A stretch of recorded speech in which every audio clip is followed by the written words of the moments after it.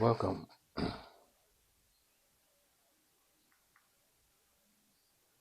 Good afternoon, and welcome to this presentation on ESG readiness for 2026. And the big question is, are you prepared? The ESG landscape is constantly evolving, and with upcoming changes in the ESG landscape, companies need to ensure that they are well prepared, need to ensure that they have put in place strategies so that their existence as a going concern is not at risk. The aim of any growing concern with an ambition to scale is to access capital at an affordable cost so that they can finance their growth, so that they can grow into bigger companies. And so it goes without saying that companies that have well-articulated sustainability strategies are better positioned to access capital at a lower cost and to attract investor confidence, which ensures that the company scales into the position that they wish to take it. In light of this brief introduction, this presentation aims to outline the key areas that organizations must address so as to ensure that they are well prepared as concerns ESG matters in 2026 and even further beyond 2026. So what are the key areas for consideration that organizations need to look at? Some of these areas include the governance structure and oversight. How exactly is the company structured as regards governance and oversight? Who reports to who is in charge of what, who ensures what is done? This is one of the key areas that companies need to look into, even as we head into the new year and even beyond just the coming year. Another key area for consideration is the area of regulatory alignment. Companies need to ensure that they are well aligned as regards regulatory compliance. There are some compliances that are currently in force, some that are voluntary, some that will become mandatory in the coming years. And so it is important for organizations to ensure that they are well aligned with some of these regulatory concerns, with some of these regulatory requirements. Another key area for consideration for companies is the area of privacy rights and data protection. Companies need to ensure that they are well aligned as regards data protection. More so in the coming year and in years to come, the Office of the Data Protection Commissioner is really bearing down on companies that are offending the provisions of the Data Protection Act. And so it is tantamount, so to say, that companies ensure their data protection policies are in line, their data protection policies are in place, first of all, and that the data protection policies are well aligned to the Act and the regulations that have been put in place. The next area for consideration is the area that regards employees and other stakeholders. This goes into the welfare of your employees. If you're having employees working in your organization, how are they being onboarded? How are they being treated while they're working there? How is talent being maintained within the organization? If people are leaving, what are the policies for employees leaving the organization? What are the procedures that are followed when employees are leaving? Are there any liabilities that arise from your employees onboarding or leaving? So these are some of the key considerations that organizations need to look into as we head into the new year, because some of these things lead to financial liabilities for a company, whereas they are easily avoidable from the onset. As the Englishmen say, prevention is better than cure. And so why will intercompany just put in place processes and procedures that ensure whenever anything occurs, they are well covered and that the financial liabilities are not as extreme as we are seeing them currently. The other consideration is on the other stakeholders. As we know, organizations do not work in a vacuum. They do not work in a silo. They work in conjunction with other stakeholders. They have suppliers that supply to the organization. We have the customers, we have the employees, we have the regulatory bodies who also are stakeholders in the company. And so a key area for consideration for companies in the coming year is how well are they aligned with these stakeholders of theirs, re-ESG.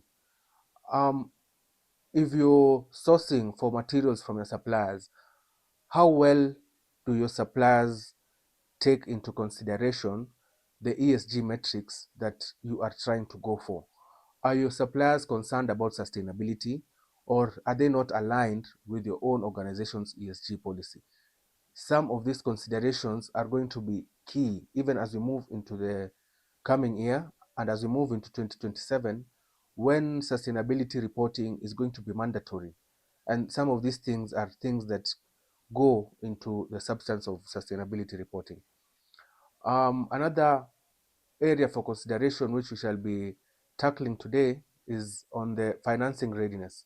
As we highlighted earlier on in the introduction, we noted that the aim of any growing concern with an ambition to scale is to access capital at an affordable cost so that they are able to finance their growth. But then, how well prepared are you for this low cost capital? How well have you readied your boat for this load that you're wishing to come in? If you want to be financed, how well have you put your house in order such that a financier will be attracted to what you have put in place, such that they are ready to finance your operations and help you scale to the length that you wish to grow? Straight away, we head into the governance structures and oversight, which is part of the key areas that an organization need to look into as we're heading into the new year. The International Corporate Governance Network issued global governance principles, which principles provide a comprehensive framework for corporate governance. I will just quickly read through the principles as I highlight some of what they require of a company in their governance structures. The first principle is on board roles and responsibility. What are the roles of your board and what responsibilities have been placed on it? This is key in ensuring that an organization is sustainable, because the board is the main oversight authority in a company. And so if the board does not well know its responsibilities and does not have well-defined roles, you will find that sometimes the company is steered in a way that does not align to exactly what its shareholders would wish for it, or what the owners actually wish for the company. The next governance principle is on leadership and independence. How is the leadership of the organization, and how independent is the leadership? Is there a lot of interference as regards running the company, or are people given the independence that they require to make the decisions that are healthy for the company and that ensure the company continues in their status as going concerns? The next governance principle is on the composition and the appointment of the board. What is the composition of the board? Is it gender balanced? Is there a mixture of skill? Is there a mixture of competence? And how is the appointment done? Are the appointments done following a rigorous interview process? Are the appointments done whimsically? Some of these things are key, and they inform how well an investor will be willing to invest in your organization. Because if I find that you make appointments whimsically, I will be hesitant to put my money into the organization, because I am uncertain how well my finances will be used. I am uncertain if I will get any returns from this organization, or will the governance just gobble it up and just make it for their own personal use, as we are want to accept in the Kenyan situation. So the composition also needs to be diverse. Once you have a diverse board, you're in a better place to make decisions that are best for the organization. A diverse board is not just about skin color or ethnic composition. A diverse board is also about the competencies and the skills mix. How, what do the board members bring to the table? Are Do all the board members come from the same industry, such that there is no insight from other industries or other stakeholders to better inform the decisions that this board are making? Or is the board composed in such a way that there are representatives from various industries which affect your organizations, such that once you are forced to make a decision, the decision is well informed and the company will benefit fully as a result of that decision. The next governance principle is on corporate culture. How does the culture of your organization look like? What do you bring to the forefront? If I'm a new employee coming into your company, what will I say about your organization? What are your motivations? What are your drives? What are your inspirations? What are your modes of operations? These are the things that go into the corporate culture. How does your company work? How do you do your things? How do you fire? How do you hire? Some of the petty things, your HR, the camaraderie among your employees, these are the things that go into corporate culture. And if you have a positive corporate culture, a work environment that is healthy, that calls to your principles and to your ideals and to your values, you will find that investors will be more willing to invest in your organization, rather than whereby a corporate has a culture that is quite negative and toxic, that has a high turnover, maybe due to the toxic work environment.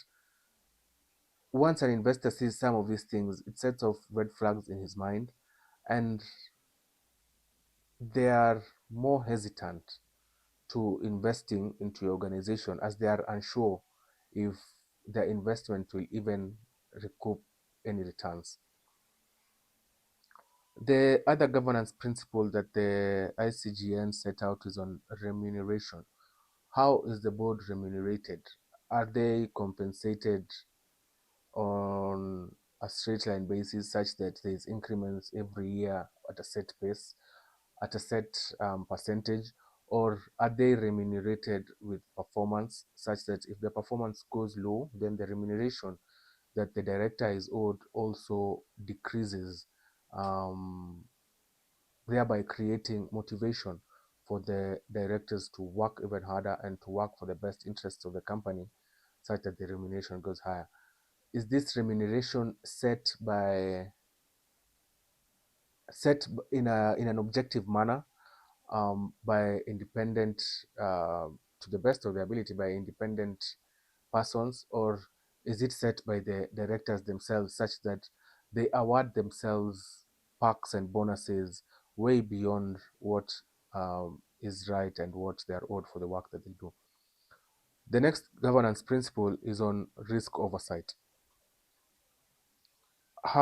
What systems has the company put in place to ensure that they are managing their risk, to ensure that they mitigate whatever risk the company is exposed to ensure that from the very start that they are aware of what risks they could potentially face, and what systems have they put in place such that when the risks do occur, the effects are not heavy on the organization. The next governance principle is on corporate reporting. There's various reporting that an organization is mandated to do under various jurisdictions. In Kenya, we have the annual returns, we have the BRS returns, we have we are increasingly moving towards sustainability reporting. Currently, it is not yet mandatory, but I believe in 2027, we are moving towards a mandatory regime of sustainability reporting. So there are various corporate reportings that are necessary under various jurisdictions. And as such, it is important to ensure that your company looks into what reporting is mandated upon it and how are they going to be doing it, who is responsible for this reporting, what systems have been put in place to ensure that the reporting is done in good time and that the company is not exposed to unnecessary fines and liabilities. The other governance principle is on the internal and external audit.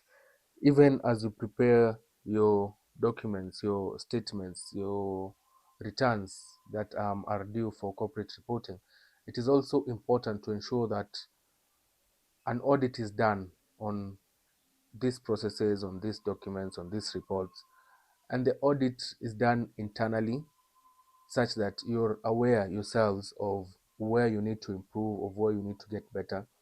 And also there is external audit such that an independent third person can also give you insight on what you need to be doing better, on what you are doing wrong, on where you are well aligned, on where you are actually hitting your targets. And so internal and external audits are quite important for an organization, and thus they are part of the ICGN global governance principles. The other global governance principle is on the shareholder rights. What rights do the shareholders have? How much control do they have on the organization? The shareholders ultimately are the owners of the company, and so it is important to set out their rights outright. It is important that the shareholders know what they can do, how much they can do, to what extent their rights reach, and so this way they are better able to actually give oversight to the board, give direction to the board on what they want with the company. And finally, the last global governance principle is on the shareholder meetings. How regularly are the shareholder meetings held? The decisions that are reached, what decisions can be reached at the shareholder meetings?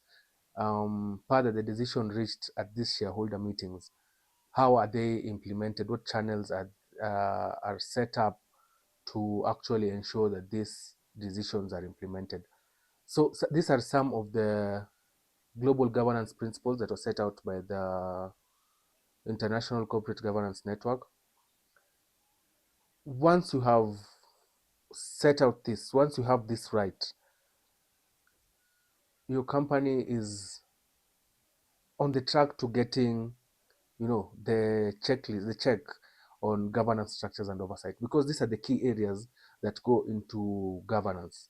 Once this is well done, once systems are put in place to ensure that these principles are well policed, well documented, well implemented, then your company is on its way to getting a positive review and to investors having far much more confidence and your organization being more sustainable in the long run.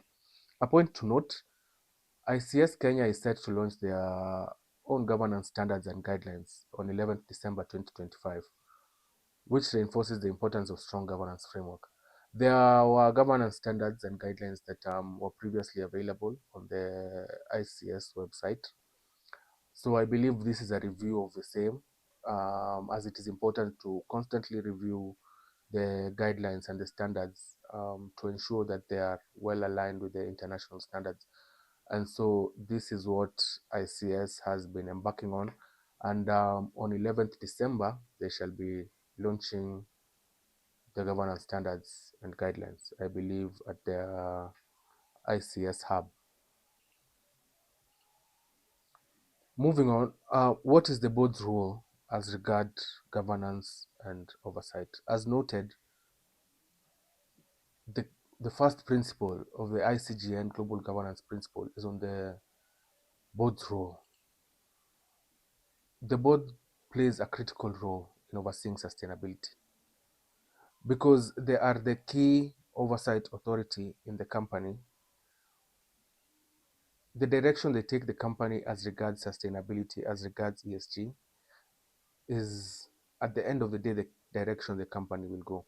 And so if a board is well informed, if a board is well attuned to the demands of ESG, if they are concerned with the sustainability of an organization, then this will trickle down and the organization will be more sustainable in the long run. The flip side is also true, because if a board is not concerned with sustainability and is only concerned with short-term goals, is only concerned with the now, and is not looking at the long run, you will find that this organization may not have a very long run. At the end of the day, it may collapse soon after, because once you achieve your short-term goals, then what next? There is no vision in place, there is no sustainability goal in place, you're just there. And so it is important to have a vision on sustainability so that the company can actually remain a going concern for the long run and can best serve interests of all stakeholders. So what role does the board play in overseeing sustainability? Well, it plays a key role in mainly four key dimensions, namely the purpose and strategy of the organization, the risk management, on measuring and monitoring progress, and on using compensation to create incentives. So on purpose and strategy, the board is mandated with setting the purpose and strategy of the company. They set out the vision and the mission. They set out what the company is all about.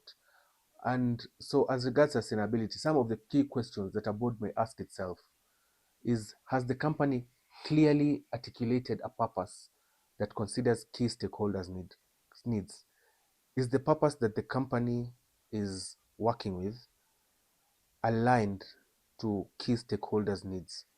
Are they alive to what stakeholders will ask of them, or are they working as if they work in a vacuum? Another key question that a board should ask itself as regards purpose and strategy is that, are sustainability risks and opportunities integrated into the company's long-term strategy? As I mentioned, a company that is concerned with sustainability increases its chances of making it to the long run. And so a key question that a board should ask itself, if it is concerned with sustainability, is, are the opportunities that sustainability offers, are the risks that could undermine our organization's sustainability integrated into the company's long-term strategy? Even as they set out the company's long-term strategy, because this is the work of the board, so even as they set out the strategy of the organization for the long term, it is important that they set out strategy that actually integrates sustainability with them. Another key dimension where it goes with the growth is on risk management.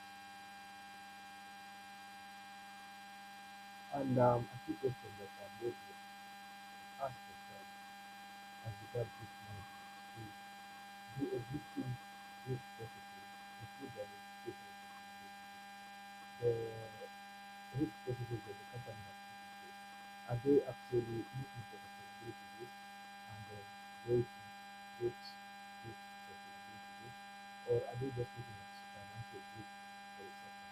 Because the sustainability risks are actually concerned with the long-term health of the organization, and it is therefore very important that you actually look out for some of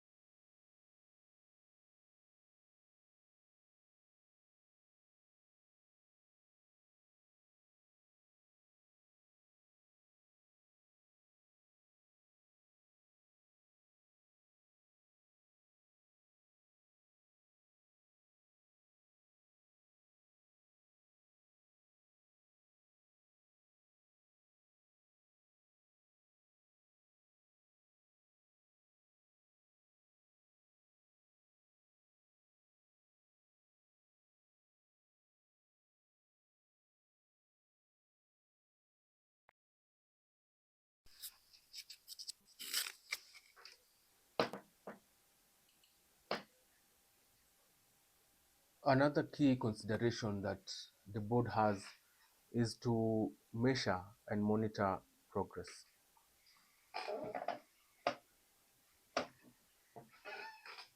So how does the company determine which metrics and frameworks and standards will be used for disclosure? Some of this,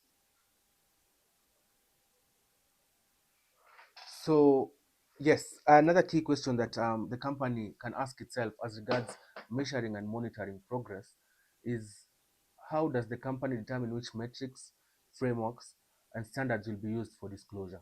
So this dimension is as regards the reporting on the annual reports, on the sustainability reports.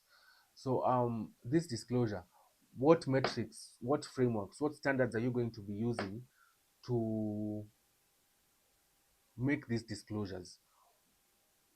Which frameworks are going to guide your preparation of these reports, of these statements? How are you going to be structuring them? Because it is important to be consistent. Pick a framework that you will use all throughout, so that all users of your disclosures can understand what's going on. Another key question that a company could ask itself is, what sustainability commitments has the company made publicly? Because these sustainability commitments that a company has made publicly are the priority sustainability commitments, so to say. Because if you do not meet the sustainability commitments that you have made publicly, then you're going to undermine the confidence that investors have in your organization. And in the long run, you will not be able to, and in the long run, you will not be able to attract or invite high high investments into your organization. Another dimension whereby boards are able to play a role as regards sustainability is using compensation to create incentives. So the board sets in place the compensation benchmarks for the board. And so one of the ways they could do this is by putting in place compensation measures that are benchmarked on sustainability. What do I mean by this? The better you do in sustainability, the better you are compensated. So if an organization can perform quite well as regards sustainability, then it would go without saying that the executives in this particular organization will be well compensated. And on the flip side, if an organization is not performing well as per its sustainability metrics, then the executives will not be getting the bonuses and perks that the peers will be getting, who are doing better as regards sustainability. This will create a motivation, and it will make organizations move towards sustainability faster. Recently, there was the nominations for the Zayed Sustainability Prize, which shall be happening, I believe, in January 2026, which is a prize that is given to organizations that are doing well, that are impacting societies, that are concerned with sustainability. So if an organization is stands out so much that they actually receive a prize for their sustainability, then no tongues will be wagged if the executives are well compensated for this work, because the impact of sustainable organization goes way beyond the organization, and it impacts societies, it impacts communities, it impacts nations. And so using compensation to create incentives is a good way of ensuring that sustainability moves forward. A question that boards could ask themselves, even as they play a role in this dimension, is, how do the company's compensation practices benchmark against peers as it relates to tying sustainability to executive compensation? What are your peers doing? How are their peers compensating their executives who do well? And how are you compensating your executives who do well as regards sustainability? Another key area that governance is concerned with is on disclosures. Disclosures, as highlighted, currently disclosures are not entirely mandatory. That is sustainability disclosures. Most are voluntary. The CMA has for a long time been receiving voluntary sustainability reportings from listed companies. The IFRS has also put in place sustainability reporting guidelines, which the country is just now adopting. They are still voluntary, but come 2027, they are increasingly being made mandatory. And so a board needs to ensure that they're well informed and that they're well prepared for some of these disclosures that are going to be due on a company. So it is important for a board to understand the challenges and the potential costs of ESG disclosures so that there is effective reporting and compliance. Indeed, there are challenges that come with disclosures. Sustainability reporting is more qualitative than quantitative. A lot of sustainability reporting is based on opinion as opposed to hard numbers. Qualitative reporting is easy to do. It's just numbers. You add 1, 2, you get 3. You add 3, 2, you get 5. But with qualitative reporting, sometimes it is a matter of opinion and perspective.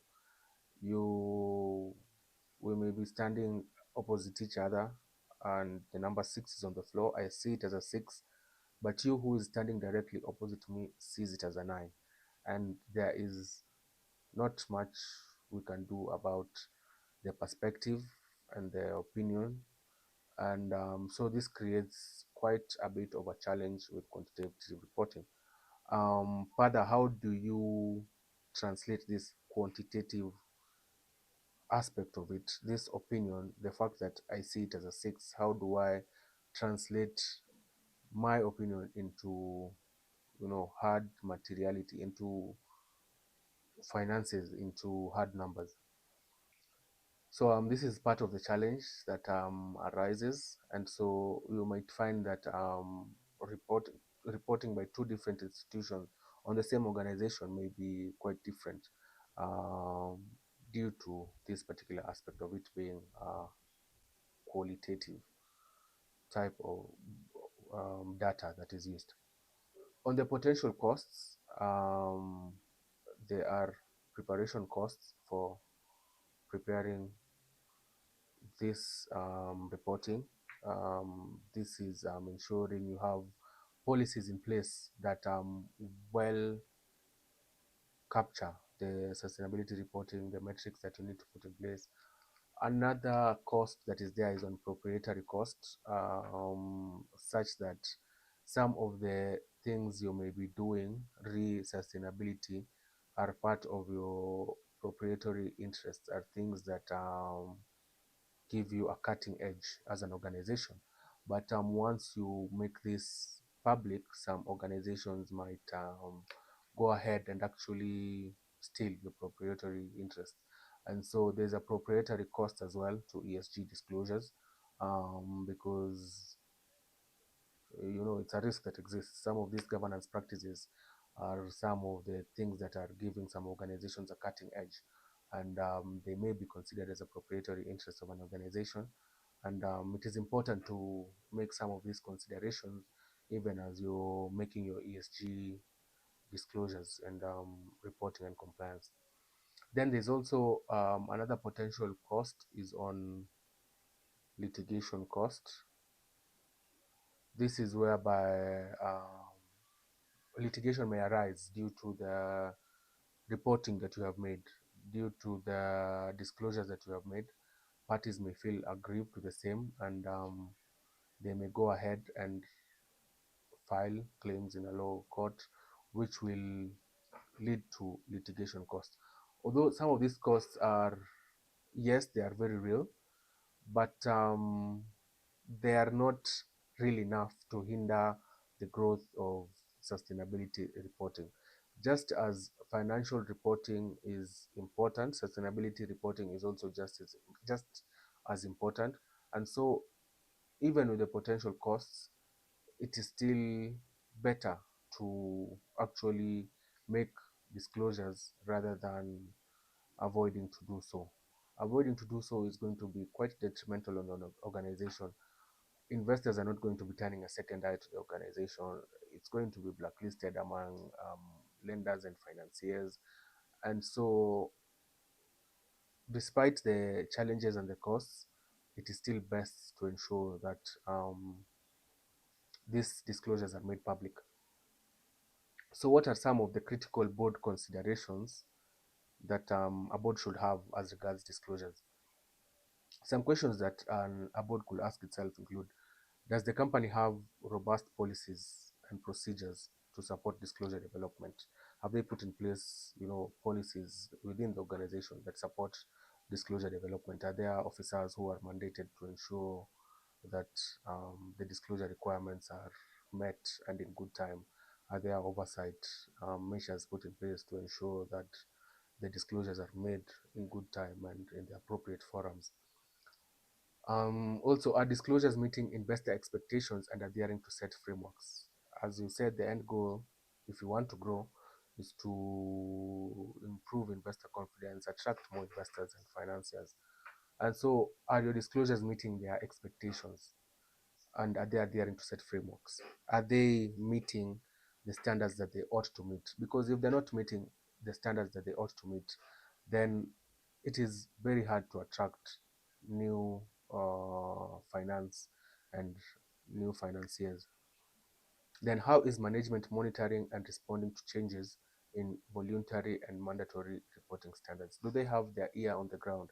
Are they being informed on these changes?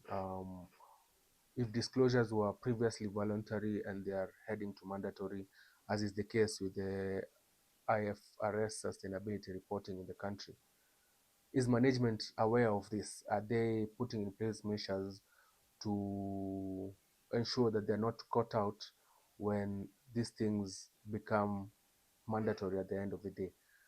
Have they been doing it when it's voluntary, or are there any changes that they need to put in place now that we're shifting to a more mandatory regime? Is it going to be the same reporting, or are there some new changes that are coming in place? So management needs to be keen, be aware of these changes so that the sustainability of the organization is secured. And so the board has a role in ensuring that the oversight they are giving the company is for the best. So once a company has decided on its purpose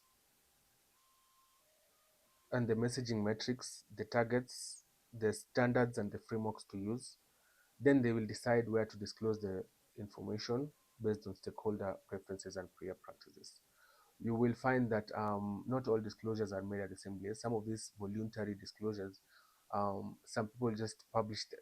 Some organizations publish them and send them via email to the stakeholders who ask for them. Some organizations publish them on their website. Some organizations voluntarily take them to the CMA, i.e., the listed organization. Some organizations publish them in their annual reports and give to other relevant bodies. And so it is important for an organization to look at where best to make their disclosures as fits the circumstances of their organization, because it is hard to say that you should do just this, whereas sometimes it may not be well aligned with what your organization stands for or what you are trying to achieve. So some of the common disclosure platforms include proxy statements, standalone sustainability reports, company website, or annual reports. Um,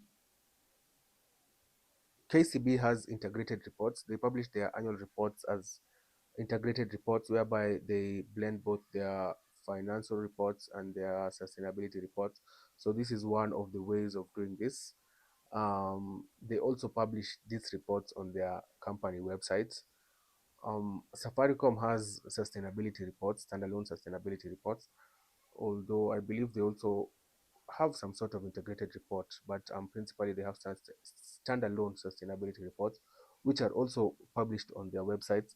And so for your organization, depending on your scale, depending on your size, depending on how much you want to achieve, depending on the data protection consideration that your organization has, you will make a decision on where best to make some of these disclosures before they are made permanent. Um, on that note, we go on to the next factor, which is on employees, the people factor. There was a research done by CPP Investment. This is a Canadian pension investment firm.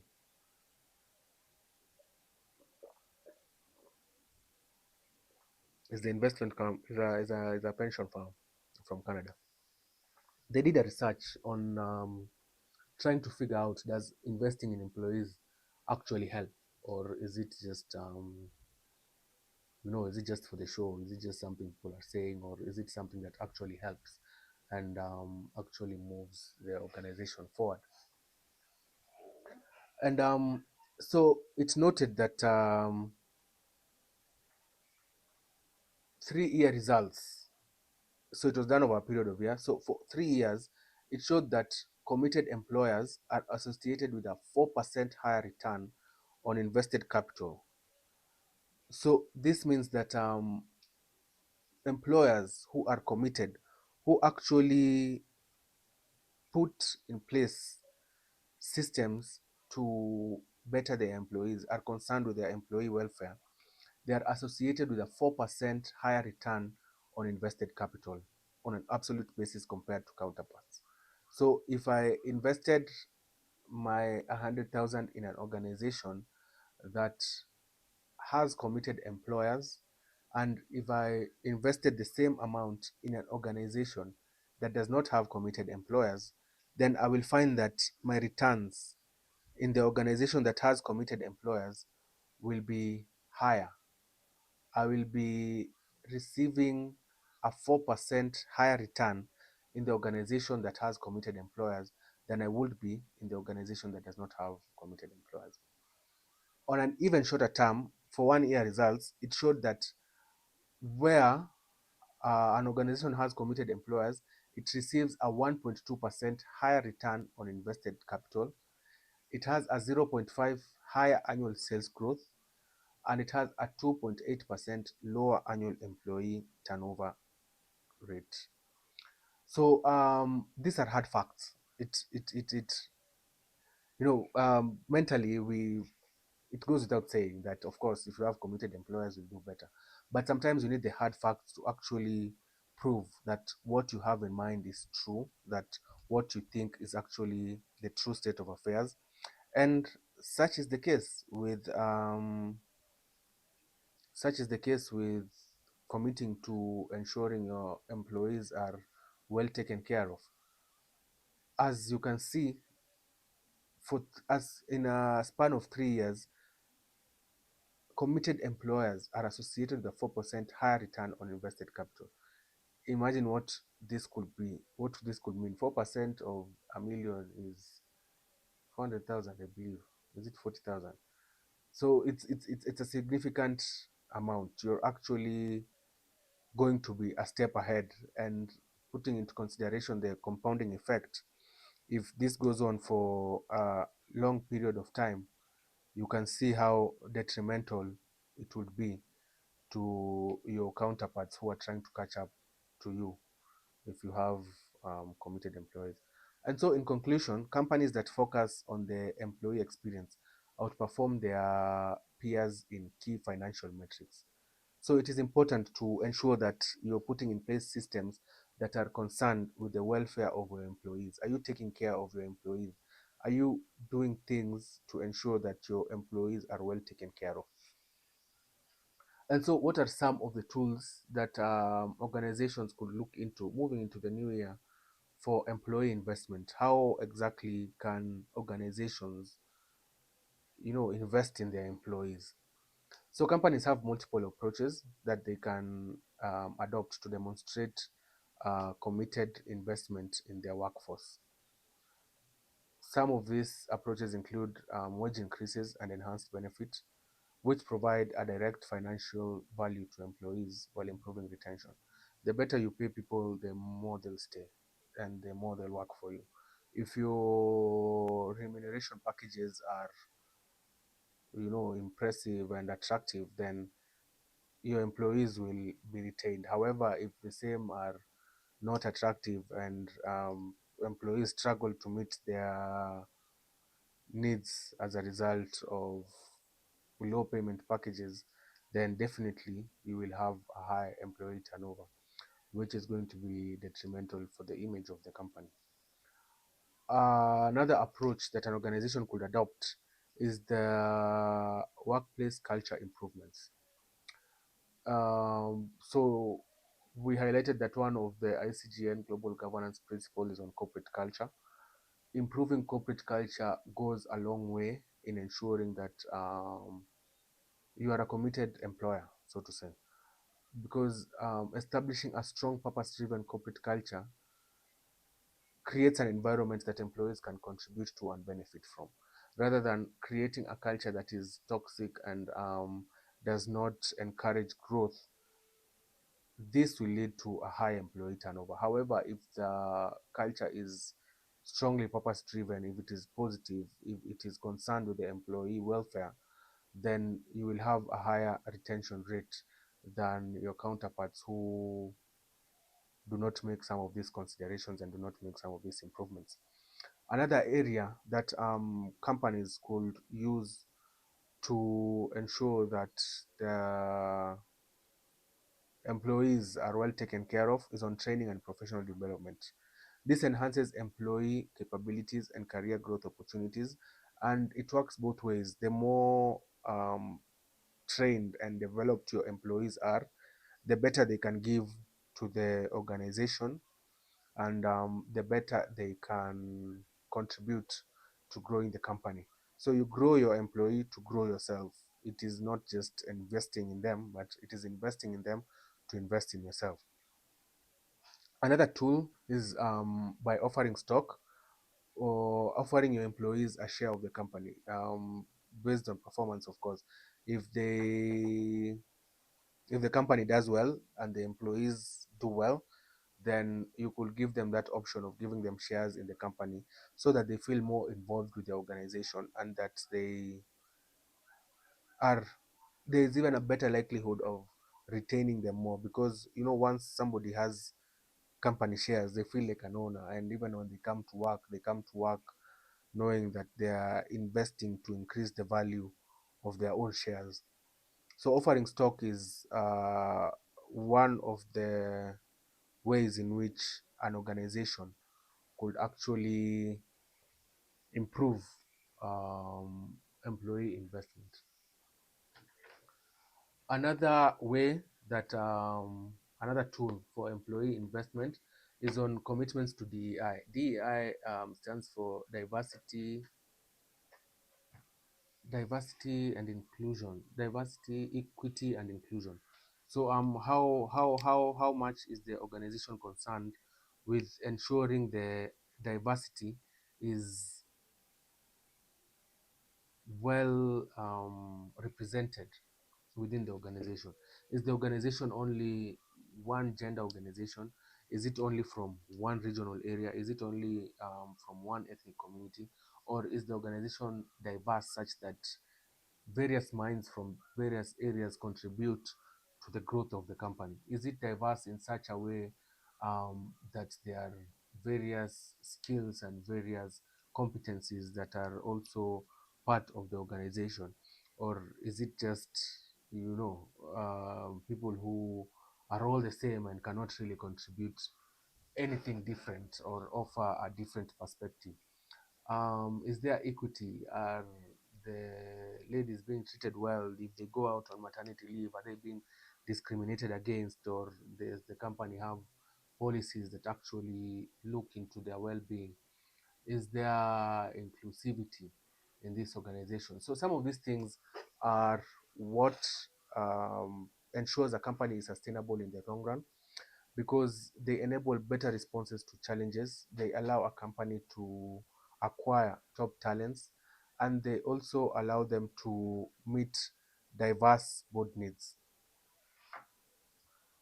Uh, Notably, it is important to ensure that this worker focused strategy is integrated in a comprehensive multi-stakeholder organizational strategy. It is important to ensure that within the organizational strategy, considerations are put in place for employee investment. Let it be a part of the principal organization strategy that you are going to invest in your employees, that you're actually going to look into their well-being, into these issues of DEI. They fall as part of the company strategy, and they're part of the company strategy, and they're not just policies that are, being followed once in a while and then being ignored some other time. No, there are things that go into the core strategy of the organization, thereby ensuring the sustainability of the organization is well maintained. Um, Moving on,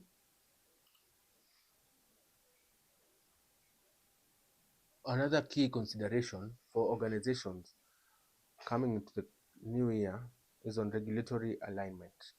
How well are you aligned with the regulatory requirements? So, a comprehensive ESG strategy ensures that businesses operate in accordance with ESG regulations, thus being able to identify potential opportunities, potential risks, and also at the same time acting in the best interests of the stakeholders. So, it is important that the strategy is set in such a way that it ensures operation within the regulations, within the ESG regulations that are put in place. Currently, the sustainability reporting landscape is dominated by three major frameworks. In the United States, the SEC, the Securities Exchange Commission, issued a framework for disclosure requirements, while in the European Union, there was the CSRD, the Corporate Sustainability Reporting Directive, that was issued by the ISS, by the ESRS, by the IFRAG, which was set about by the IFRAG. This is the directive for EU businesses whereby they are mandated to actually make sustainability reporting through this directive. Then internationally, for the broader globe, we have the ISSB standards, which are the International Sustainability Standard Boards. They have the IFRS S1 and S2. These are the sustainability reporting frameworks that are in place globally. In Kenya, we are also using the ISSB standards, the IFRS S1 and S2. Currently, they are voluntary. However, moving into 2027, they are soon going to be mandatory. I believe the banks have even begun reporting or making their sustainability reporting, but they're still voluntary within the country. The IFRS S1, I believe, is on climate reporting, while on S2 is on other ESG related reporting. So, what is the CSRD? The Corporate Sustainability Reporting Directive, it requires the EU businesses to disclose their environmental and social impacts and how their ESG actions affect their businesses.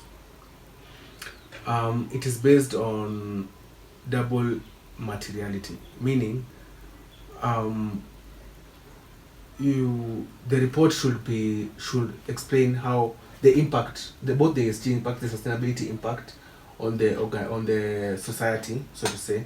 If you put in place sustainability projects, what is their impact on society? And also, it is the reporting requires that you give their impact on your organizational finances. What is this project doing to your finances? How much are you giving to this project? How much have you received because of this project? So it is based on the concept of double materiality. It also has a phased adoption. Just as I've mentioned with the IFRS in Kenya, it is still voluntary and then heading towards mandatory. So it has been with the CSRD. It moved from voluntary 2024 up to 2029, whereby now all organizations will be mandated to actually make this sustainability reporting. So, what are the requirements? Well, companies must outline specific policies that they have put in place.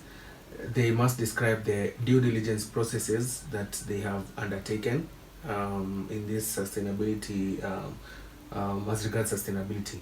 They should also share sustainability targets and progress. What are their sustainability targets? If it is an organization in the energy sector, how much are they looking to reduce of their energy consumption or their energy output?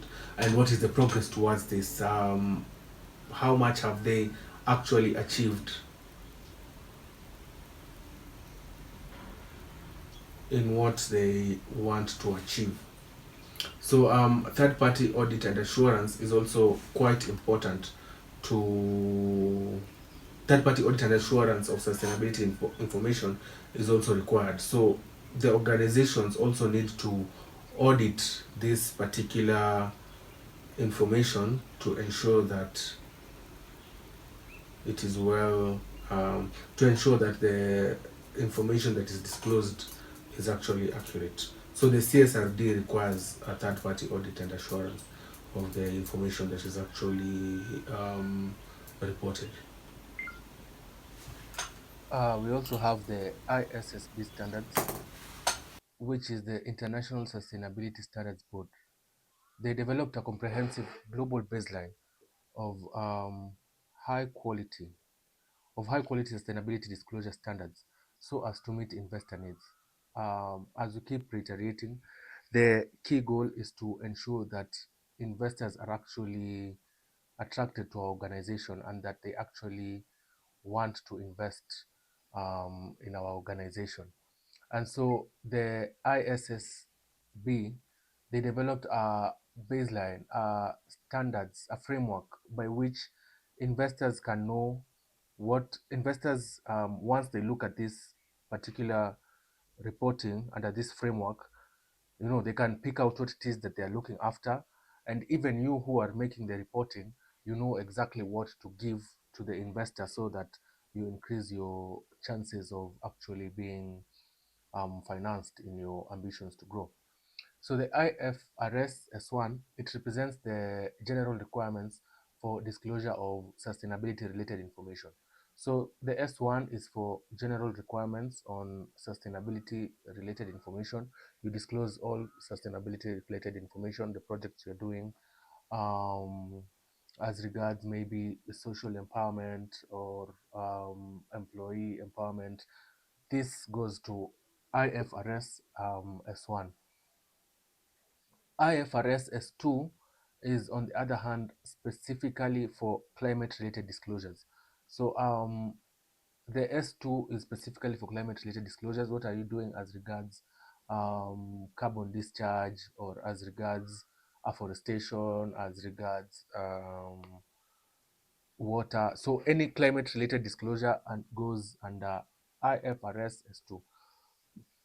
So these standards, They address disclosure requirements that are related to governance, to strategy, to risk management, and to sustainability related metrics and targets. So what are your sustainability metrics? What are your targets? How much have you achieved towards achieving these targets? How well have you moved towards achieving these targets? Have you done enough to ensure that you're actually achieving the targets of what you want to achieve? So they require entities to disclose information about all material sustainability related and climate related risks and opportunities that could reasonably affect cash flows, access to financing, or cost of capital over the short, medium, or long term. So as we keep highlighting, sustainability is concerned with the long term, but to get to the long term, you also need to ensure your medium term is well aligned. You also need to ensure that your short term is well aligned. And so this reporting, they require entities to report on all material sustainability related and climate related risks and opportunities.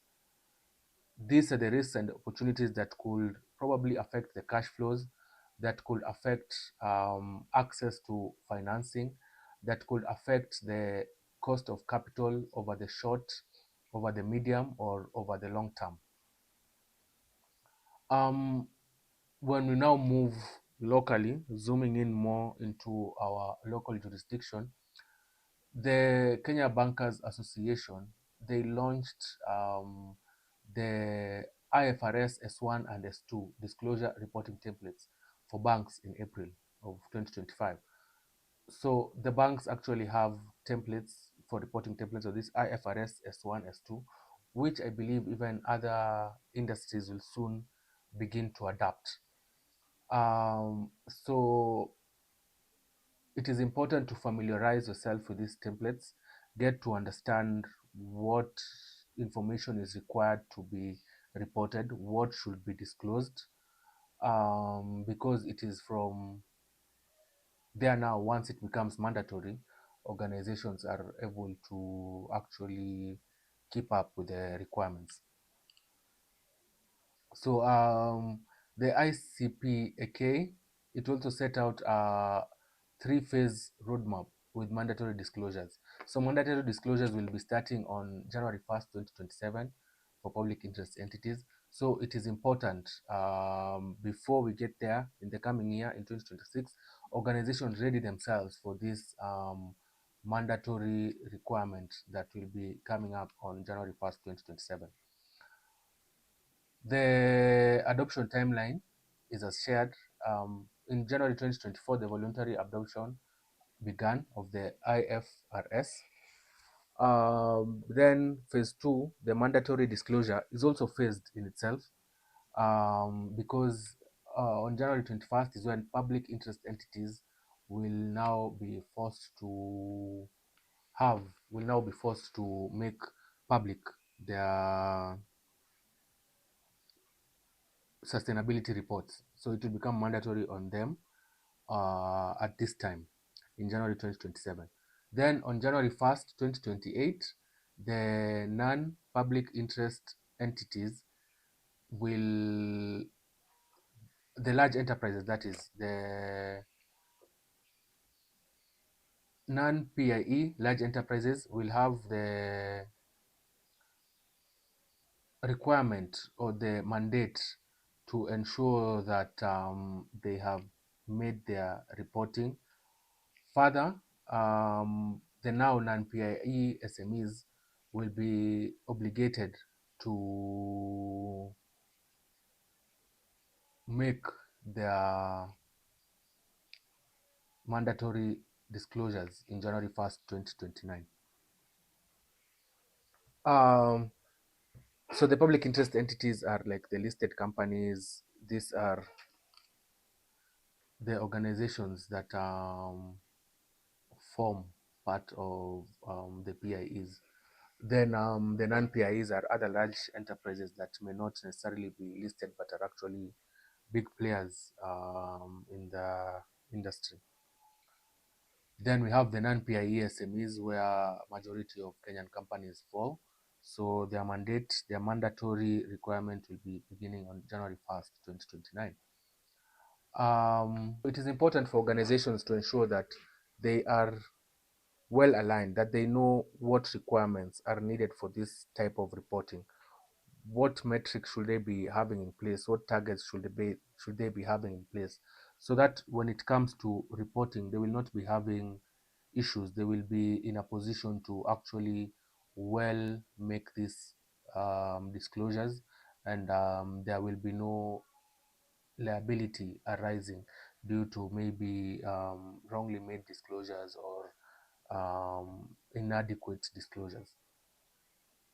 Other considerations that an organization will have in the coming year are the data protection considerations and the privacy rights considerations. So it is now increasingly becoming critical that in order to be well aligned with your ESG metrics, you also need to ensure that you're well aligned with the data protection regulations. And well, what are some of these requirements under the data protection considerations? Well, for one, we have the registration and the renewal of this registration under the ODPC. As you well know, data processors and yes, data processors need to, anyone processing data and anyone giving authority on another to process data need to register with the ODPC. And they also need to ensure that once this registration expires after a certain period of time, that the same is renewed. So into the coming year, your data protection officers need to look into these registrations, whether they are up to date, whether they have been renewed. If they have not been registered at all, you need to ensure that you make such registration. Another consideration is on data protection impact assessments. Um, with an increasing awareness on data protection rights and with an increasing regulatory oversight, it is important that companies, whenever they are taking high risk processing activities, that they undertake these data protection impact assessments. These are assessments done prior to these high risk processing activities. So the ODPC has become increasingly strict about upfront DPIA approvals. So you need to get the approval first, do the DPIA, prepare your report. Then subsequent to that is when you're able to undertake your high risk processing activity. And these high risk processing activities include CCTV monitoring, include setting up biometric systems, include tracking systems, include health data processing, and any large scale profiling. So if your organization is in these industries intends to do some of this data processing, then it is important for them to ensure that they actually acquire the DPIA approvals prior. They do the DPIA, they prepare the report, then they're able to undertake these high-risk processing activities. Then also on data processing agreements, you will find that some organizations do not process the data themselves. They outsource this function. It is important that even if you're outsourcing this function, you have data processing agreements that are aligned with the Act to ensure that you cover your bases, that in case of any liability, the party concerned is the one who will be looked into. Because in the absence of some of these agreements, you will find yourself being liable for issues that somebody else should be liable for. And if only you had set out agreements clearly outlining the responsibility and roles of each party, then you would easily avoid some of these things. So it is important in the coming year that organizations who are not doing the data processing themselves, that they get into written compliant agreements on this data processing. Another consideration on data protection is on data subject rights. So companies must build systems that respond to data subject requests within statutory timelines.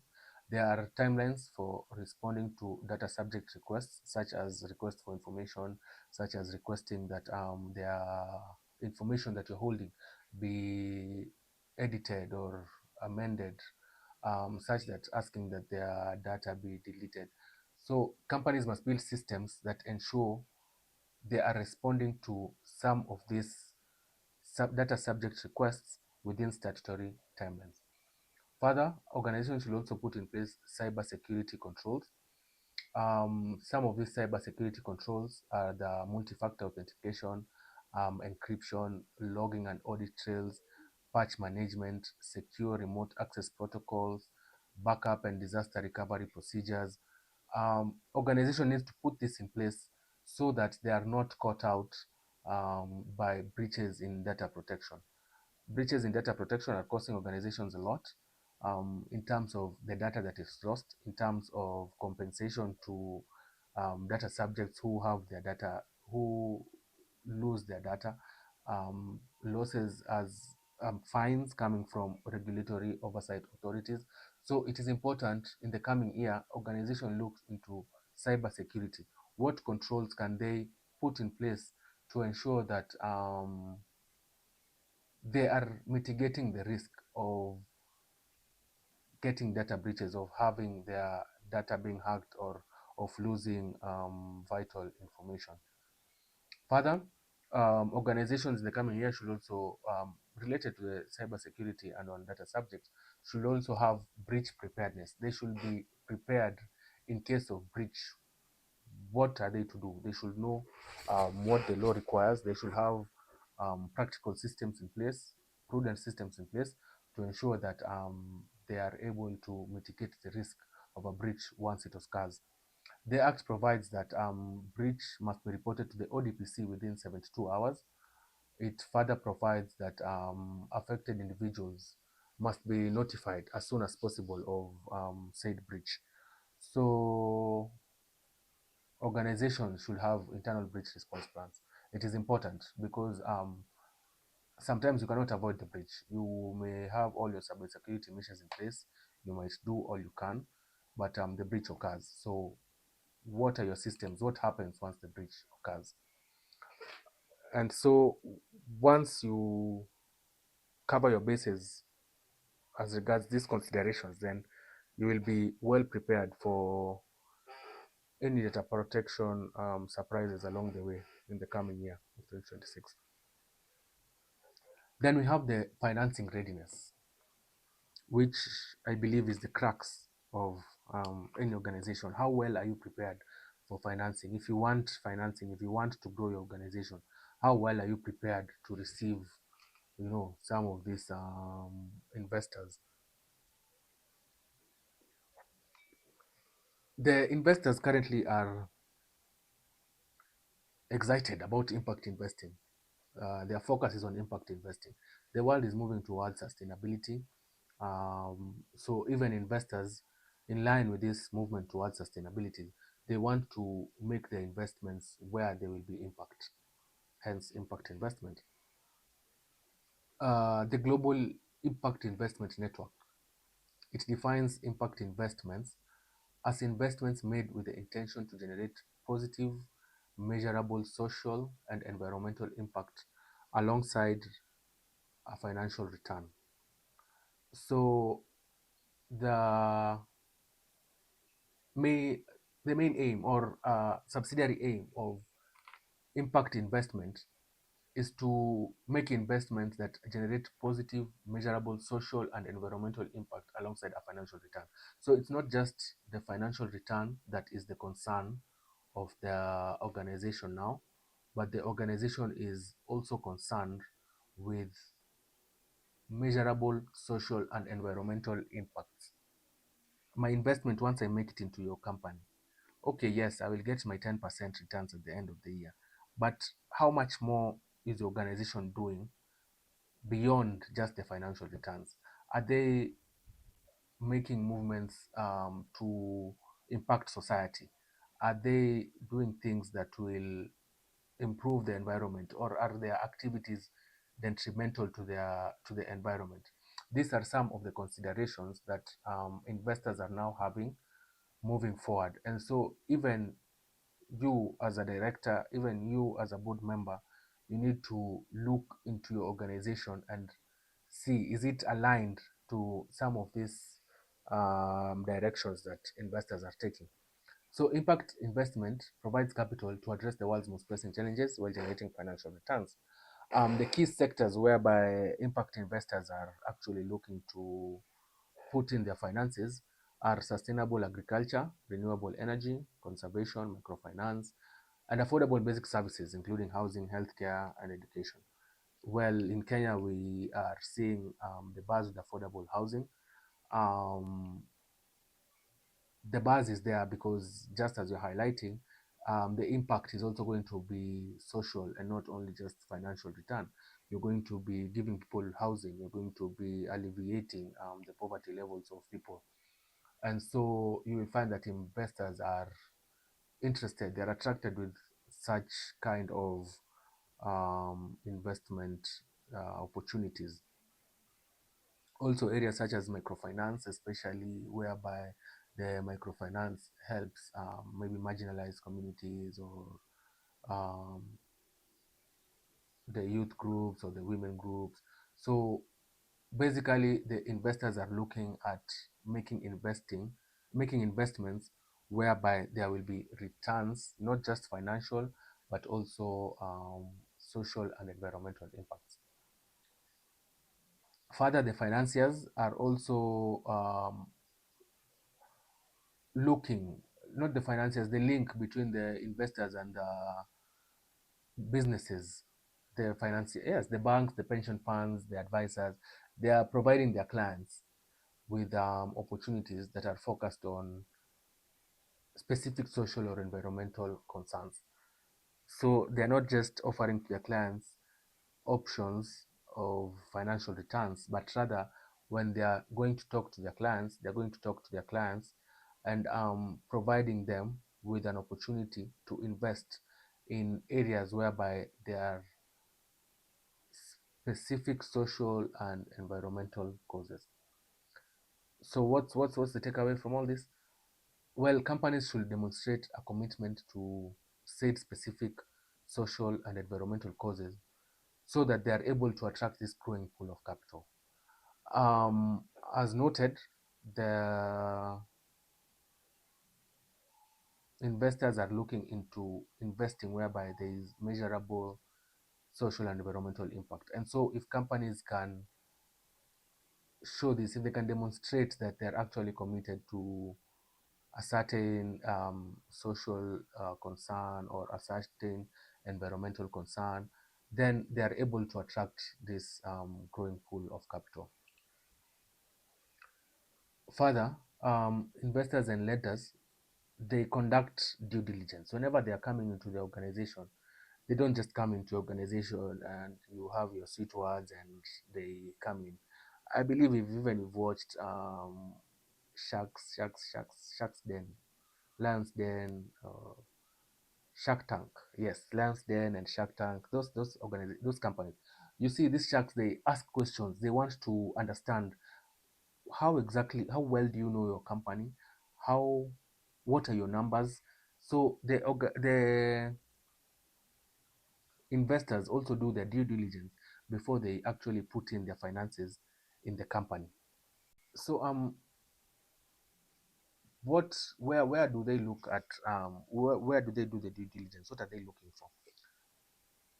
From the example just shared, in the Lion's Den and in Shark's Tank, they ask especially about your finances.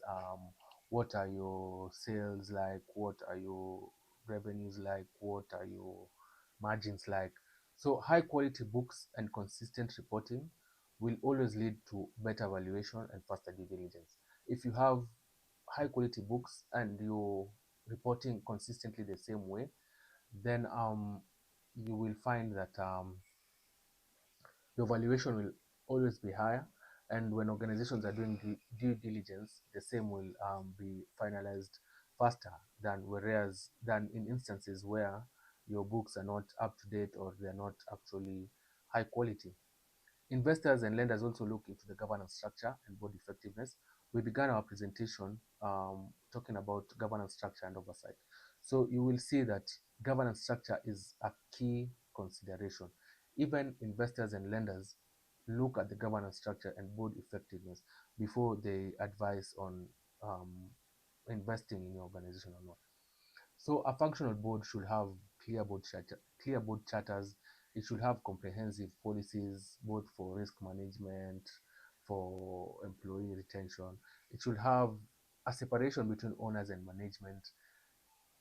It should have uh, systems and processes in place that actually ensure that there is the right oversight over the investment, so to say, because governance failures are among the top reasons why investors refuse to invest in an organization.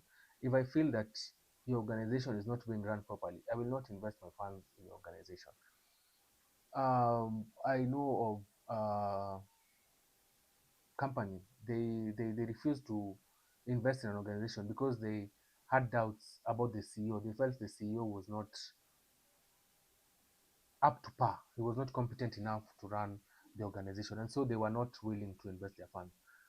Interestingly enough, because I received, I got this information not through the option, just from conversations and whatnot. So when talking with the board, it was agreed that okay, maybe the CEO could be changed because um, it's not tied in stone, and these people are looking into investing and they want what's best for the company. So once the CEO was moved, the investors were more than willing to come back in. And so it is very, very important to ensure that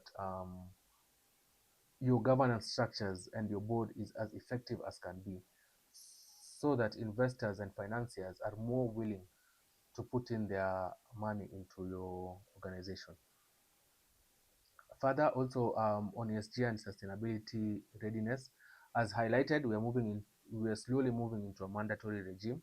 So to receive financing, you need to ensure that your ESG and your sustainability metrics are up to par, that you have well documented them, that you have well presented them, because investors are looking for ESG policies. They want to see, does your organization actually have an ESG policy? Do you undertake environmental and social risk assessments? Do you know the impact that you're having on your environment and in the society that you're operating in? What data reporting systems do you have in place? Are you doing climate resilient assessments? Are you concerned with your effect in the climate? Are you concerned with your DEI metrics on your employees? Are they diverse, or are you just employing from one ethnic area? So these are some of the considerations you should have as regards sustainability, because these are what investors are looking for. They want to know, do you have safety policies at work? Are you concerned about the health and safety of your workers? So ensuring this is aligned ensures that once investors come looking, they are actually well satisfied and they are willing to invest their finances into your organization. Further, as regards corporate structure, organizations want a clean, investors want a clean, de-risk legal structure. They don't want, sometimes you have company on top of company on top of company. What the people of Washosh normally do, what the money launderers do. You have a company that is tucked under a company and a company. Investors will shy away from such a company. They want a company with a clear legal structure. If these are the shareholders, these are the shareholders, these are the directors, set. The shareholders have this amount of shares divided in these ratios. Uh, if you have share disputes, an investor will definitely shy away from this. If your CR12 is not updated, an investor will most definitely shy away from this. If you do not have returns and filings that are up to date, there's annual returns that are made on the BRS as regards directorship and shareholding. If you do not have this up to date, the investors will definitely shy away from investing in your organization. So it is important to ensure that your corporate structure is well aligned, that you have all your documents updated to the latest version, that your CR12 reflects the current shareholding and directorship of the company, that your returns and filings are all up to date, that there's no share disputes or any pending litigation, that all IPs of the companies are well registered, that if it's trademarks that the company owns, the trademark is registered under the name of the company. it can well be confirmed, it can be corroborated. So it is important to have a clear corporate structure so as you are able to attract investors in the coming year. Further, you also need to have robust internal controls. After the board is well aligned, even within the company, the internal controls need to be robust for an investor to actually be invested and to have a desire to keep on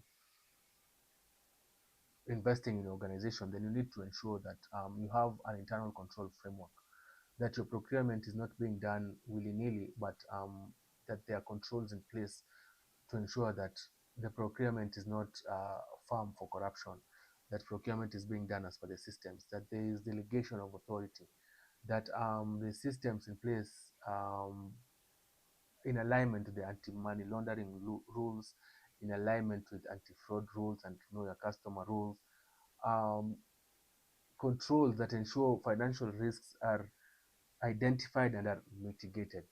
Because once you reduce these operational risks, then an investor is more ready, is more willing to put in their finances into your organization. They are more at ease when putting in investment into the organization.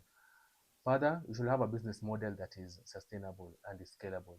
You should have a business model that makes sense, because investors actually look at the business model. So if your business model is not sustainable, um, you will find it difficult to attract financiers. So look into your business model, into your working capital cycle, your competitive advantage, because these are some of the things that set you apart and put you in a prime position to attract investment. Also, aligned with the robust internal controls, you should have a strong management team. Invest in people, because it's the people who make or break your organization.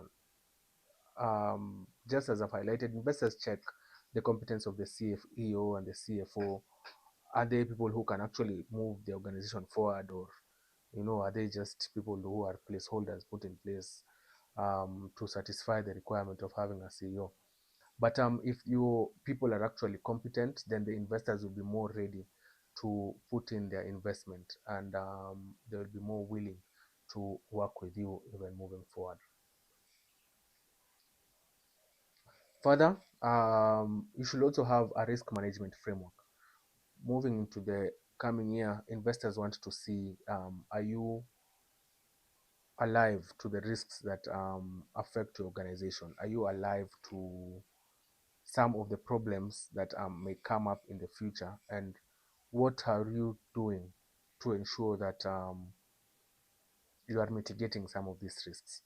So a comprehensive risk framework is essential for attracting financing in 2026. And some of the requirements of a risk management framework are the enterprise risk register. What are the risks? What is the business continuity plan?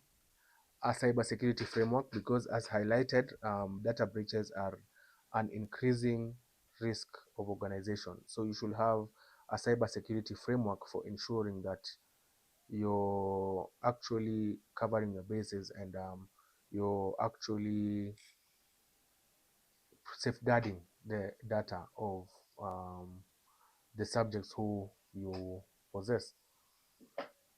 Also, on insurance coverage, this is part of the risk management framework. You should also have a climate risk assessment. What impact is your organization having on the climate, and how are you mitigating the same? So it is important to note that risk-blind companies rarely get financing. If you are not aware of the risks that are most prevalent in your industries, if you are not aware of the risk that you are most likely to face, and you have not put in place systems to mitigate these risks, then you are lowering your chances of being able to get financing from some of these financiers. Another area on financing readiness is on the capital structure and on funding strategy. It is important to have clarity on how much capital you need and why you need that capital. You don't just want capital. You don't just go to an investor asking for blanket capital. Know what you need, and why you need it. Also, you should know in your organization how much your organization is run by debt and how much is run by equity. What is the debt to equity ratio? Also, what is the expected ROI if an investor comes and put in their funds? What will they be expecting to get back from this? Again, I go back to the Shark Tank example and the Lion's Den example.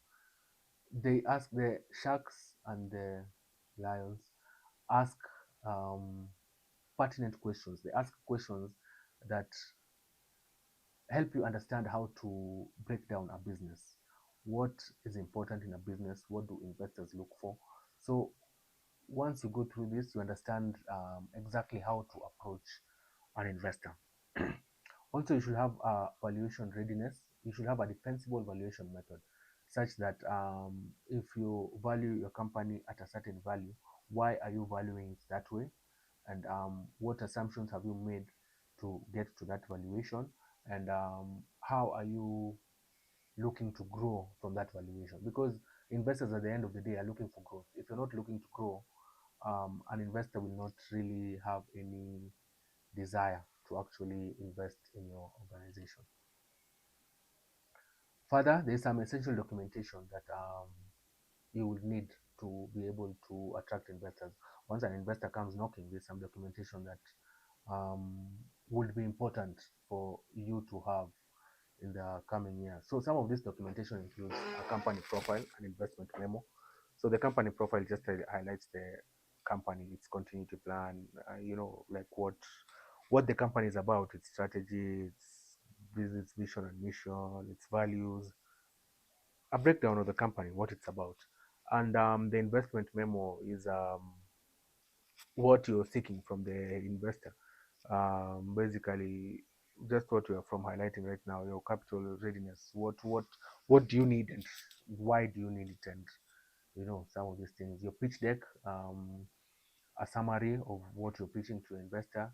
You need your audited accounts. If you're not in the habit of auditing your accounts, it is important for you to do so and to promptly file them at the relevant authorities, because investors will definitely deny or decline such an investment opportunity whereby the organization has not been filing their returns or does not have audited accounts. So it is paramount that your accounts are ever audited and that they are filed promptly. Also, that you're well compliant on your tax, that you have your tax compliance certificates in line. Other corporate documents are also available, your CR12. Any documents that the investor might ask for should also be readily available to them. um, Further on your policies, you should have relevant policies such as the ESG policy, the HR policy, the data protection policy, the procurement policy, the anti-money laundering policy. All these policies are important, and investors, when they come knocking, they come looking for these policies so that they know that their money is well saved, that their money is put in a is invested in the right place. Also, what is your 5-year financial model? What are you looking to achieve financially? Have you done appropriate market research? Do you know what your market looks like? Do you know your competitive advantage? So preparation demonstrates a professionalism, and it demonstrates a readiness for institutional capital. It demonstrates that you actually know what you're doing, that if I were to come and invest in your organization, I will be doing so, and I will be doing so knowing that there are some results I'll be getting. So what are some of the key takeaways that we can take from our presentation now that we are nearing its end? Well, ESG readiness in 2026, it requires a comprehensive, integrated approach across multiple dimensions. For one, governance is foundational. You need to have a strong board oversight as regards sustainability, and you also need to create a framework for effective ESG strategy implementation. Number two, people are the competitive advantage. You need to invest in employees so that, just as highlighted from the research that was shared, to be able to outperform your peers, you need to be able to be concerned about your employees. What are you doing? Or how are you investing in your employees? What are you doing to ensure that they are, well taken care of and that talent is retained? Also, regulatory compliance is accelerating. The ISSB, the IFRS S1 and S2 is increasingly becoming mandatory. So organizations should ensure that they are well aligned with some of these standards and they are not caught out. Further, data protection is non-negotiable. Kenya's ODPC enforcement is strengthening. The ODPC is cracking down hard on companies that are not aligning with the Data Protection Act, and therefore it is important to put compliance systems in place. Hire a data protection officer, register as a data processor, ensure that you're well in line with the regulatory alignments of the data protection. Further, financing requires preparation. The investors will require robust ESG policies. They want governance structures, risk management frameworks, and documentation that is well aligned. They do not want to come for surprises. So once you have this in place, you will find yourself that you are in a good place to receive financing. You are in a good place to prepare yourself for ESG. Even when anything comes, you're not shaken, but you have put in place systems and processes and procedures in place to ensure that your sustainability is well secured. What next? You could conduct a gap analysis to look where you have not aligned. Once you have done this, you put in place actions to mitigate the gaps that are there. Further, you develop policies so that when investors come knocking, you have the relevant ESG policies. In the long term, you build frameworks that integrate all the components of ESG, the environment, the people, the social, because from the very top, if the policies integrate and the strategy integrate these metrics, then it will trickle down and the organization will be in a good place. It will be well prepared for any ESG matters. In case of any questions, you may raise them at this point and then we'll be able to take care of them.